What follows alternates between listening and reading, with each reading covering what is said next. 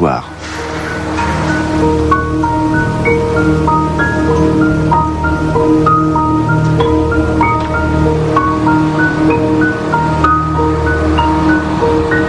Pour ces 700 superstars à la robe noire et blanche, c'est l'heure du petit déjeuner.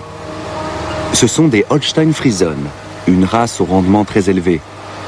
Celui qui s'imagine que ce genre de vache vit d'herbe et d'eau fraîche au milieu d'une prairie risque d'être sérieusement déçu. Pour s'imaginer ça, il faut être complètement ignorant. À titre de comparaison, c'est comme si vous ne donniez à manger que du pain à un sportif de haut niveau. Le gars tomberait vite dans les pommes. Chacune de ces vaches est une véritable usine à lait. Volume de production, 9500 litres en moyenne par an. Grâce à la quantité importante d'aliments concentrés, les bêtes tournent en permanence à plein régime. Conséquence, les pies sont sujets aux inflammations. Au bout de 4 ans et demi maximum, les vaches sont épuisées et terminent à l'abattoir. L'éleveur voit ça d'un œil professionnel. Ce ne sont pas des peluches. Je ne suis pas tout le temps à les caresser. Mais bon, j'ai quand même de l'affection pour chaque bête. Et puis on le sait, une bête heureuse aura un meilleur rendement. 3 fois par jour, les vaches sont attelées à cette machine baptisée manège de traite. Comme à la fête foraine, les bêtes font un tour de manège, sauf que celui-ci va beaucoup moins vite. C'est une machine qui permet de traire 100 vaches à l'heure. Un seul homme suffit pour manœuvrer la plaque tournante.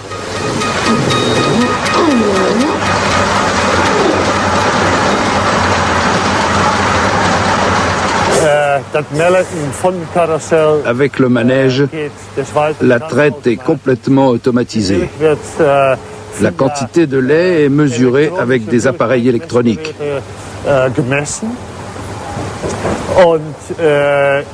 Quand la vitesse d'écoulement du lait par minute passe sous un certain seuil, le récipient est retiré automatiquement. Ensuite, on pulvérise les pies et les trayons avec un soin pour la peau. Et on lave et désinfecte le récipient.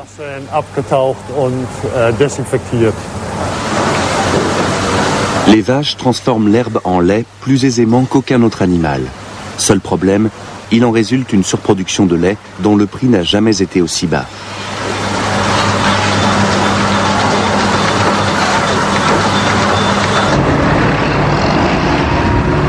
Avec force, technologie et pléthore d'aliments concentrés, les agriculteurs tentent de résister à la guerre des prix livrée par l'industrie alimentaire, même s'ils se doutent que le combat est perdu d'avance. Quand on voit tout ce qu'il faut faire pour produire un litre de lait, comparé à un litre d'eau minérale par exemple, les prix sont évidemment ridicules. Pendant ce temps-là, le citadin préfère s'imaginer des vaches paisibles sur fond d'alpage bucolique. Évidemment, les produits agricoles suscitent toujours un peu de nostalgie. On s'imagine encore le petit paysan trayant manuellement ses vaches le matin et faisant la sieste l'après-midi. En réalité, c'est devenu un métier très pénible. Sans compter bien sûr sur la concurrence énorme qui existe aujourd'hui dans l'industrie alimentaire. Tout le monde sait que les frères Aldi sont les gens les plus riches du monde. Ils ont réussi à commercialiser leurs produits de sorte qu'ils en tirent de gros bénéfices. C'est un exemple à suivre pour nous, paysans. Dans ce domaine, nous avons un sacré retard à rattraper.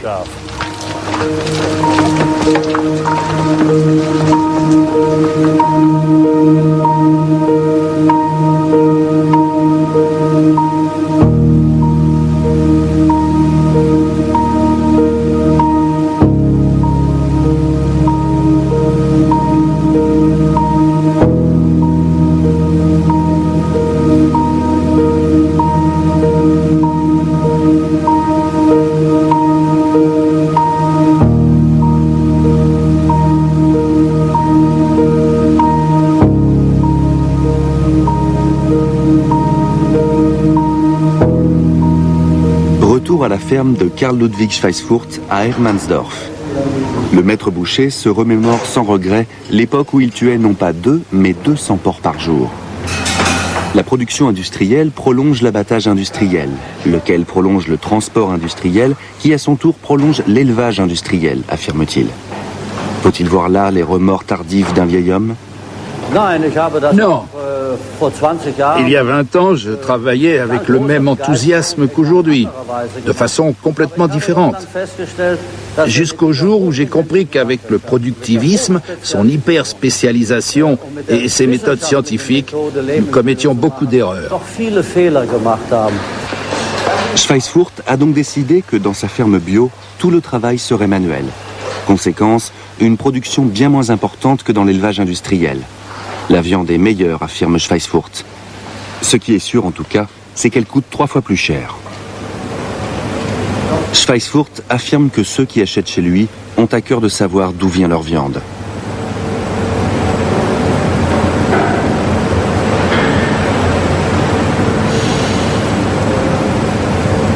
Il pense que l'ignorance de la plupart des consommateurs vis-à-vis des produits alimentaires ne peut leur être totalement reprochée. Selon lui, l'industrie alimentaire dissimule sciemment la réalité de ses activités. Le consommateur ne sait pas et ne peut pas vraiment savoir comment l'alimentation d'aujourd'hui est produite. Sur les étiquettes des supermarchés, on voit souvent une ferme ainsi que la fameuse inscription « recette traditionnelle ». Tout est fait pour faire croire qu'on travaille encore comme au bon vieux temps. Mais c'est juste pour faire joli, pour l'emballage. Ça n'a absolument rien à voir avec la réalité. Parfois, la réalité de la production alimentaire ressemble à cette porcherie, empuantie par une odeur d'excréments et de putréfaction. Une réalité aux antipodes de ce que l'on pourrait attendre.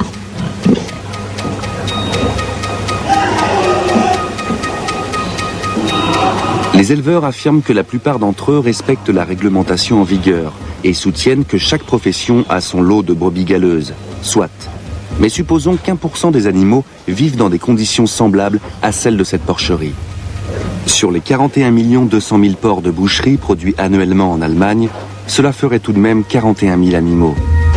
Ces chiffres ne sont évidemment que des estimations.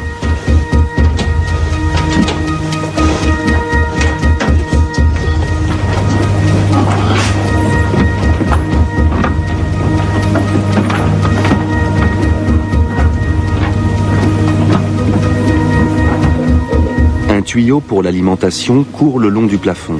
En dessous, une mangeoire remplie d'une bouillie. Ces porcs n'ont pas d'eau à boire. Qui a soif doit manger.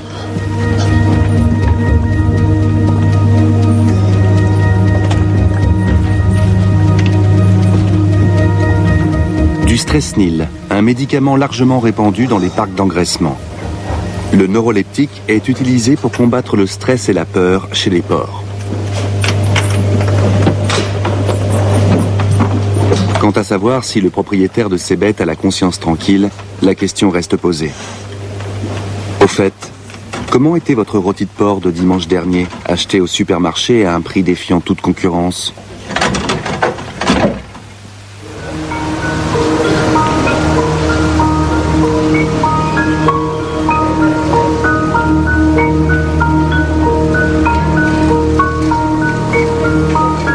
Une super laitière se dirige vers le vétérinaire.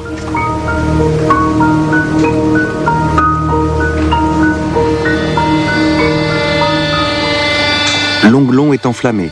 Le diagnostic tombe, c'est un ulcère. Le traitement s'effectue avec une ponceuse.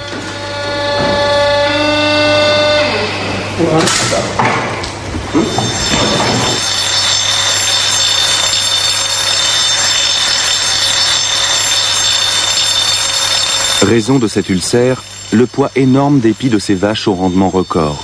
Les pies portent unilatéralement sur un onglon qui s'enflamme. L'éleveur a oublié d'entretenir correctement son unité de production. Une salle d'opération plus loin, on traite une avarie de machine.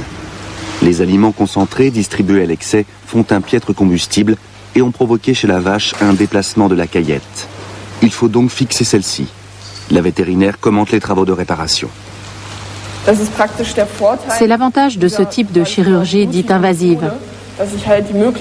J'ai la possibilité d'examiner ce qui se passe dans la cavité abdominale. Parfois, ce n'est pas seulement le déplacement de caillettes qui pose problème, mais aussi la proximité d'un autre organe, comme le bonnet, qui a adhéré dessus.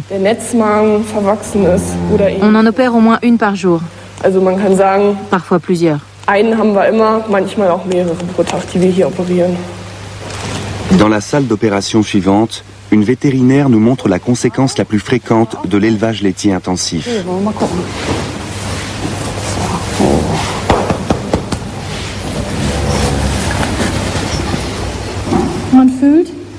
En tâtant le pis avec la main, on sent des nodosités. Ce sont des tissus cicatriciels. Cela veut dire que les tissus du pis sont détruits et que la vache ne produira plus de lait. Il s'agit d'une mamite, autrement dit une inflammation de la glande mammaire. Douloureuse pour la vache, la mamite modifie en outre l'aspect du lait. Ici, on voit très nettement que le lait de cet échantillon présente un aspect fortement altéré, tandis que celui des deux échantillons de droite est normal et ne contient aucun grumeau. Cette sécrétion jaune et visqueuse présente de nombreux grumeaux de pus très épais. Cela veut dire qu'il n'y a plus aucune chance de pouvoir traiter la maladie. Les opérations de la caillette étaient autrefois inconnues des vaches et des éleveurs. Aujourd'hui, elles sont monnaie courante.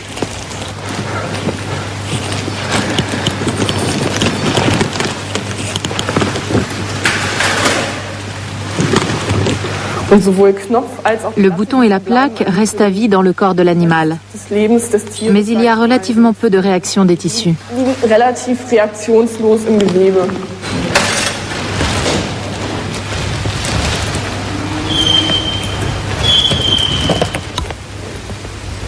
Quant à la vache souffrant d'un ulcère à l'onglon, elle reçoit une prothèse afin de pouvoir marcher de nouveau. Évidemment, pour la vétérinaire, ces vaches restent avant tout des animaux de rendement, avec une petite nuance cependant.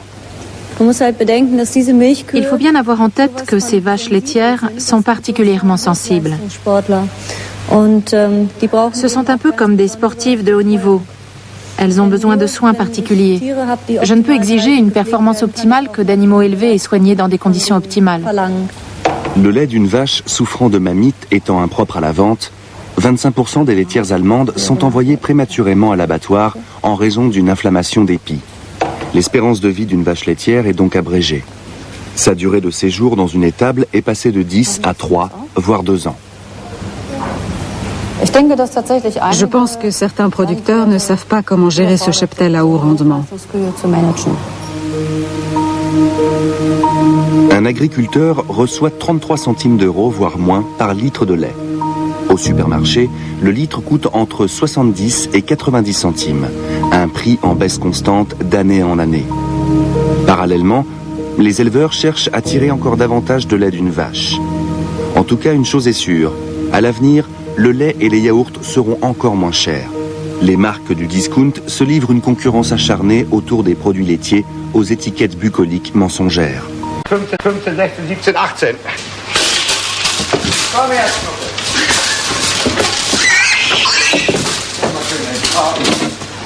Dans la porcherie, la température au sol est mesurée par infrarouge. La température optimale d'acclimatation est de 22 degrés. Le plancher ajouré en béton permet d'évacuer les excréments. Conformément à la réglementation en vigueur, chaque animal dispose d'un espace de 0,75 mètres carrés.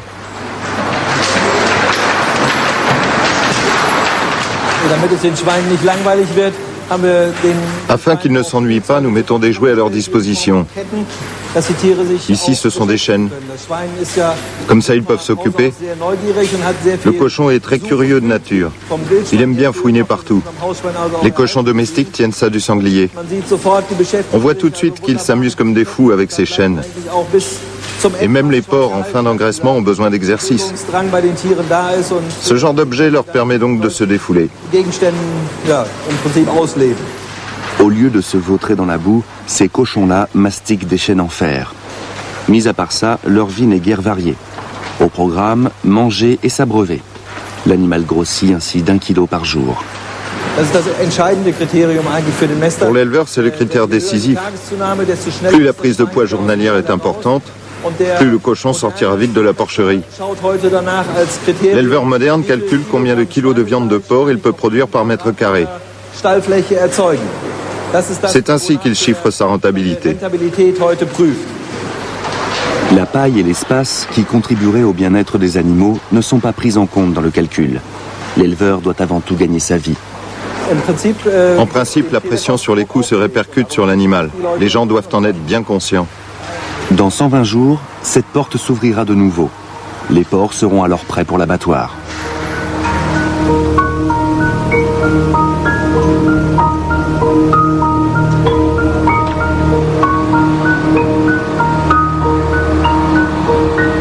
Pour ces 700 superstars à la robe noire et blanche, c'est l'heure du petit déjeuner. Ce sont des Holstein Friesen, une race au rendement très élevé. Celui qui s'imagine que ce genre de vache vit d'herbe et d'eau fraîche au milieu d'une prairie risque d'être sérieusement déçu. Pour s'imaginer ça, il faut être complètement ignorant. À titre de comparaison, c'est comme si vous ne donniez à manger que du pain à un sportif de haut niveau. Le gars tomberait vite dans les pommes. Chacune de ces vaches est une véritable usine à lait. Volume de production, 9500 litres en moyenne par an.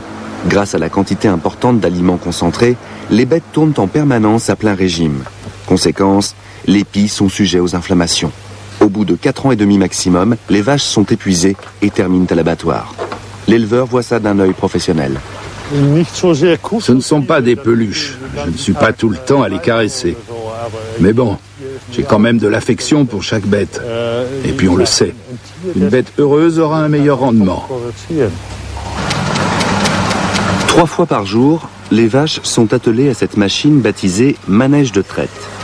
Comme à la fête foraine, les bêtes font un tour de manège, sauf que celui-ci va beaucoup moins vite. C'est une machine qui permet de traire 100 vaches à l'heure. Un seul homme suffit pour manœuvrer la plaque tournante.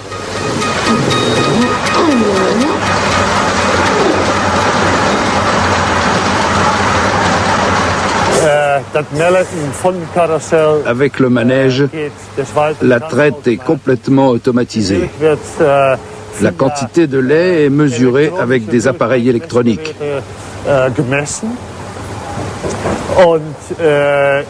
Quand la vitesse d'écoulement du lait par minute passe sous un certain seuil, le récipient est retiré automatiquement. Ensuite, on pulvérise les pies et les trayons avec un soin pour la peau. Et on lave et désinfecte le récipient.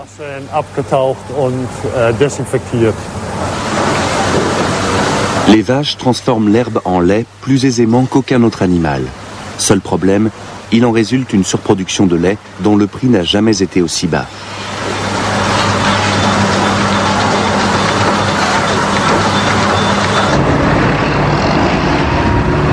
Avec force, technologie et pléthore d'aliments concentrés, les agriculteurs tentent de résister à la guerre des prix livrée par l'industrie alimentaire, même s'ils se doutent que le combat est perdu d'avance. Quand on voit tout ce qu'il faut faire pour produire un litre de lait, comparé à un litre d'eau minérale par exemple, les prix sont évidemment ridicules. Pendant ce temps-là, le citadin préfère s'imaginer des vaches paisibles sur fond d'alpage bucolique. Évidemment, les produits agricoles suscitent toujours un peu de nostalgie. On s'imagine encore le petit paysan trayant manuellement ses vaches le matin et faisant la sieste l'après-midi. En réalité, c'est devenu un métier très pénible. Sans compter bien sûr sur la concurrence énorme qui existe aujourd'hui dans l'industrie alimentaire. Tout le monde sait que les frères Aldi sont les gens les plus riches du monde. Ils ont réussi à commercialiser leurs produits de sorte qu'ils en tirent de gros bénéfices. C'est un exemple à suivre pour nous, paysans. Dans ce domaine, nous avons un sacré retard à rattraper.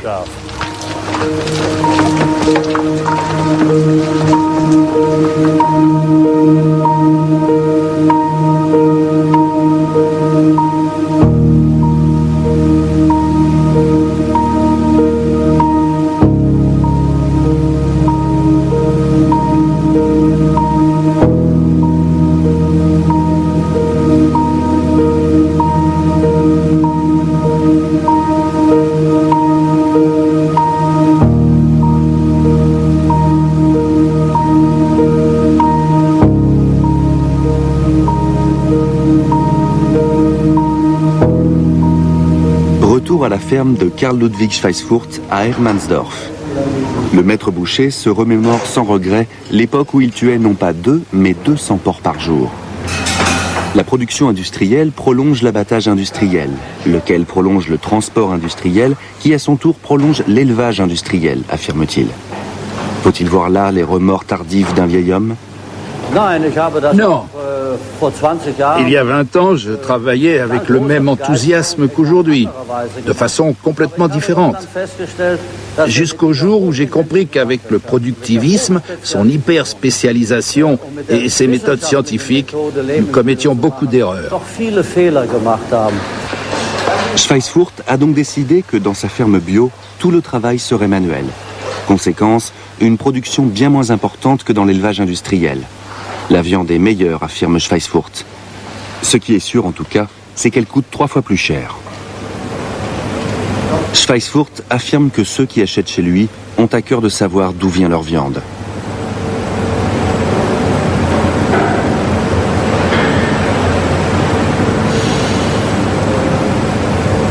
Il pense que l'ignorance de la plupart des consommateurs vis-à-vis des produits alimentaires ne peut leur être totalement reprochée. Selon lui, l'industrie alimentaire dissimule sciemment la réalité de ses activités. Le consommateur ne sait pas et ne peut pas vraiment savoir comment l'alimentation d'aujourd'hui est produite. Sur les étiquettes des supermarchés, on voit souvent une ferme ainsi que la fameuse inscription « recette traditionnelle ». Tout est fait pour faire croire qu'on travaille encore comme au bon vieux temps. Mais c'est juste pour faire joli, pour l'emballage. Ça n'a absolument rien à voir avec la réalité. Parfois, la réalité de la production alimentaire ressemble à cette porcherie, empuantie par une odeur d'excréments et de putréfaction. Une réalité aux antipodes de ce que l'on pourrait attendre.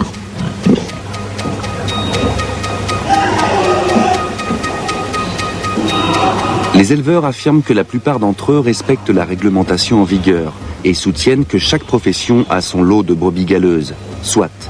Mais supposons qu'1% des animaux vivent dans des conditions semblables à celles de cette porcherie. Sur les 41 200 000 porcs de boucherie produits annuellement en Allemagne, cela ferait tout de même 41 000 animaux. Ces chiffres ne sont évidemment que des estimations.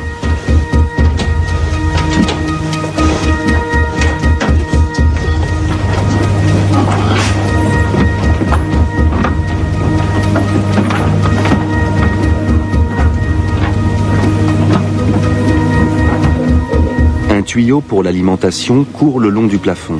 En dessous, une mangeoire remplie d'une bouillie. Ces porcs n'ont pas d'eau à boire. Qui a soif doit manger.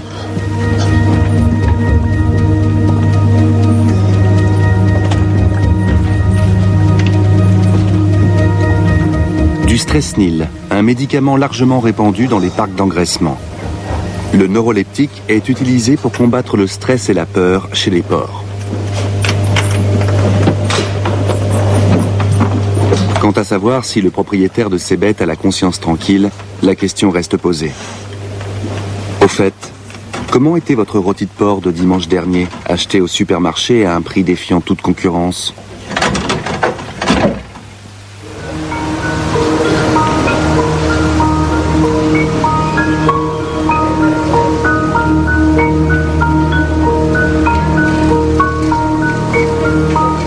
Une super laitière se dirige vers le vétérinaire.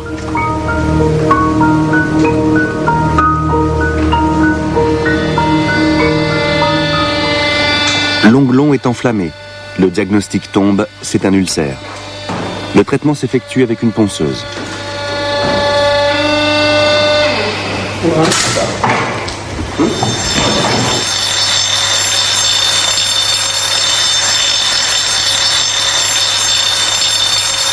Raison de cet ulcère, le poids énorme des pies de ces vaches au rendement record.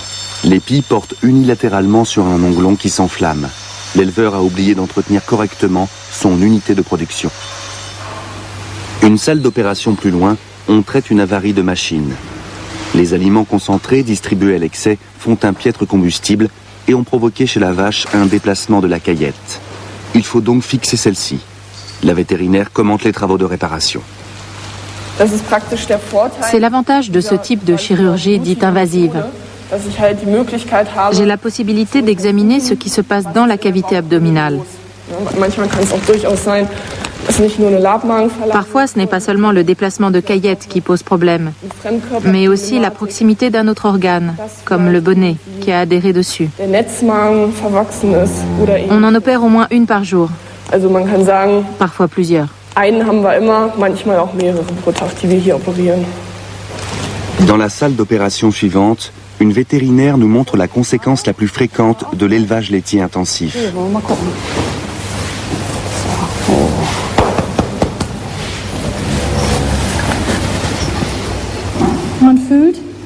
En tâtant le pis avec la main, on sent des nodosités.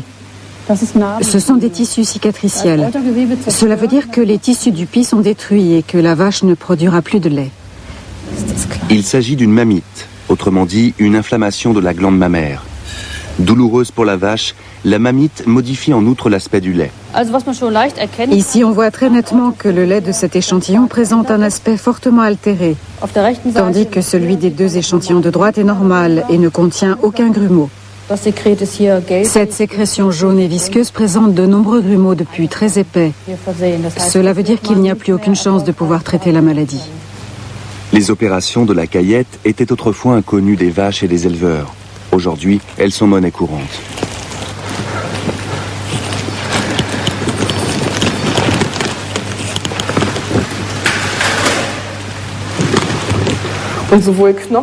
Le bouton et la plaque restent à vie dans le corps de l'animal, mais il y a relativement peu de réaction des tissus.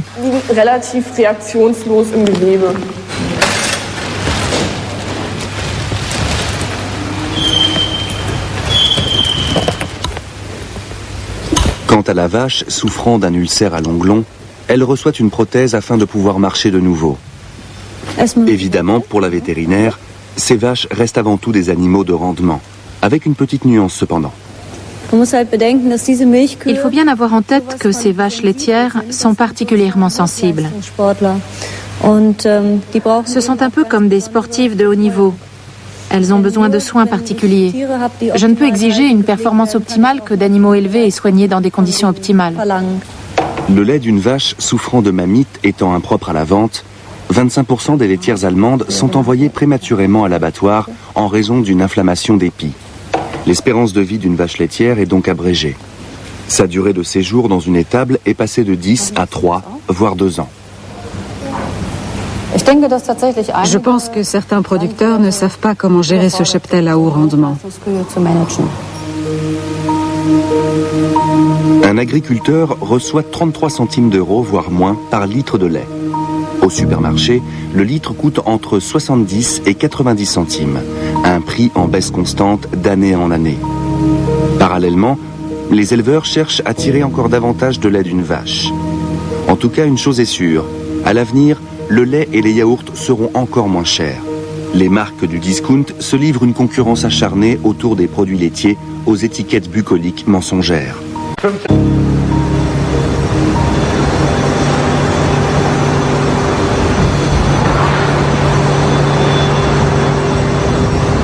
Nous voici dans la plus grande laiterie du nord de l'Allemagne.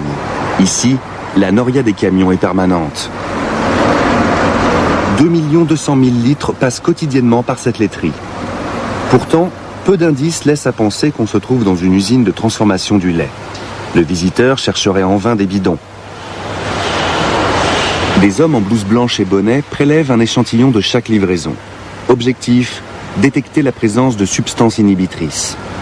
Le lait est l'un des produits alimentaires les mieux contrôlés qui soit. Le nombre de germes ainsi que le taux de lipides et de protéines déterminent son prix. Le responsable qualité de cette laiterie ressemble un peu à un chirurgien en route pour le bloc opératoire. En réalité, sa mission est tout autre. Il doit contrôler du fromage blanc, des palettes entières de fromage blanc.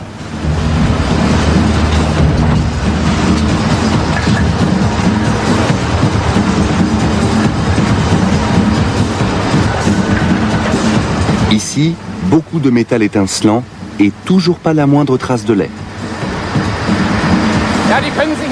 Effectivement, ici non plus, vous ne pouvez pas le voir. Nous sommes dans une unité de chauffage direct pour le lait UHT. On injecte de la vapeur d'eau chaude dans le lait, ce qui provoque une élévation extrêmement importante de la température. Ensuite, on procède à une évaporation de l'eau. Cela permet de tuer tous les micro-organismes.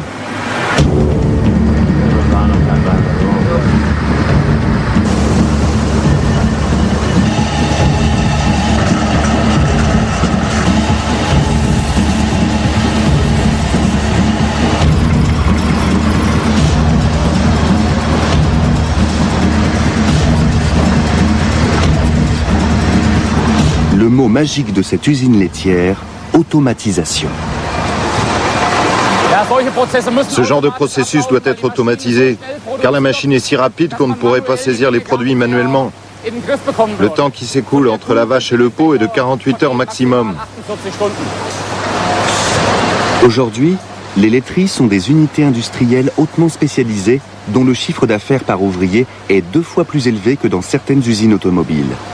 Pourtant, malgré un chiffre d'affaires annuel de 20 milliards d'euros, l'industrie laitière doit baisser constamment ses coûts. Conséquence, les subventions destinées aux producteurs laitiers continuent de baisser, tandis que la production s'automatise de plus en plus. De nos jours, seul un mode de production approprié permet d'atteindre les profits escomptés.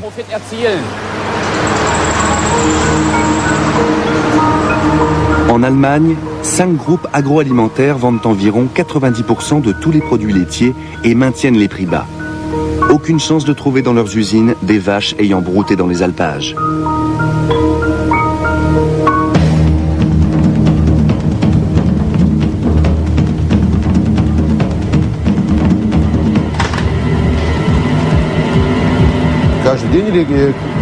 Eine halbe Stunde.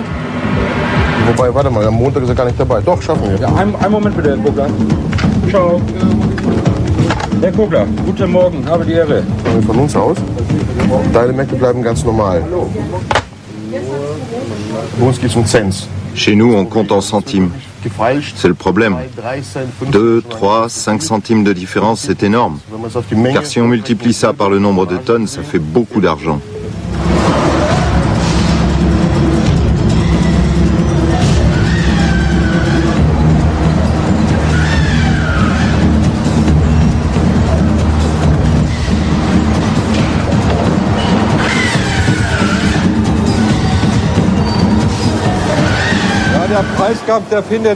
Dans le secteur de la boucherie, la guerre des prix est féroce. Quand les magasins organisent des offres promotionnelles, c'est toujours le prix qui est mis en avant. Avec la viande, on essaie d'attirer les consommateurs dans les magasins et de stimuler ainsi l'ensemble de la demande dans le secteur alimentaire. Ainsi, 1 kilo de viande hachée à moins de 1,99 € est vendu à coup sûr à un prix inférieur à ce qu'il a coûté. Les abattoirs répercutent alors la pression des prix sur leurs fournisseurs, autrement dit sur les éleveurs de porcs. Mais ceux-ci ont déjà épuisé toutes les ressources possibles de leurs bêtes.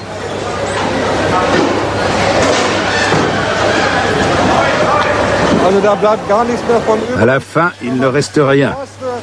De la soie jusqu'aux pattes, en passant par la queue, la tête et les oreilles, tout est vendu. Tout peut être exploité, tout peut être utilisé.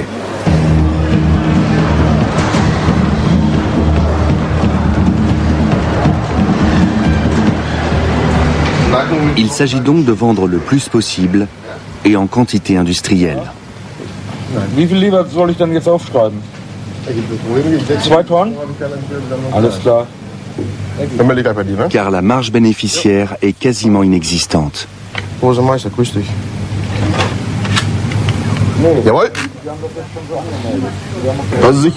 C'est évidemment pour nous un problème énorme.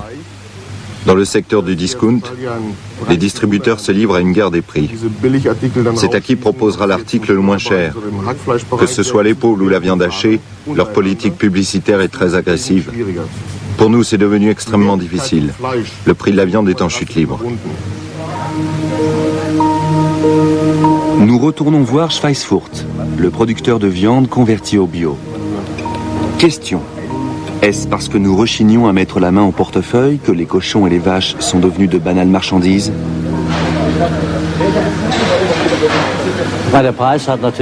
Aujourd'hui, le prix a une grande importance pour les gens. C'est évident. Ils cherchent toujours à dépenser moins. Mais le prix, ça n'est pas tout. Selon Schweissfurt, nous ne devrions pas oublier d'où vient notre alimentation et comment celle-ci est produite, surtout au moment de se mettre à table. Notre éleveur sait toutefois que son appel ne sera guère entendu. Les Allemands aiment les produits bon marché. C'est la tendance générale et elle le restera encore longtemps. C'est ainsi que nous avons orienté notre économie, notre agriculture et notre industrie agroalimentaire. Derrière tout ça, il y a des investissements énormes et ça continuera. Et les résultats se font sentir. Les produits alimentaires n'ont jamais été aussi bon marché. Autrement dit, pour le dire crûment, notre alimentation coûte aujourd'hui moins cher que la nourriture pour chiens.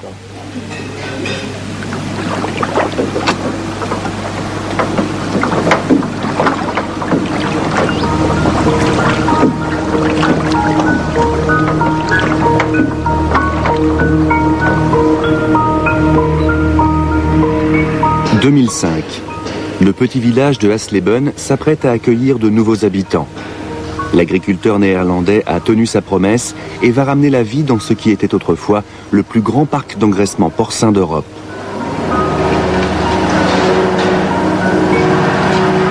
Bientôt, on renouera avec la production de porc. Il reste juste à poser le plancher ajouré en béton. Ensuite arriveront les premières truies et les premiers porcelets. On se réjouit du fait qu'il y en aura presque autant qu'autrefois lorsque les agriculteurs s'appelaient encore des ouvriers spécialisés dans la production animale. Une fois terminé, le parc pourra accueillir un total de 60 à 80 000 animaux. Du porcelet jusqu'au porc prêt à l'abattage. C'est ce qu'a prévu l'investisseur. Ces cochons ne verront jamais le ciel. À quoi bon? Nos côtelettes n'ont jamais été aussi bon marché.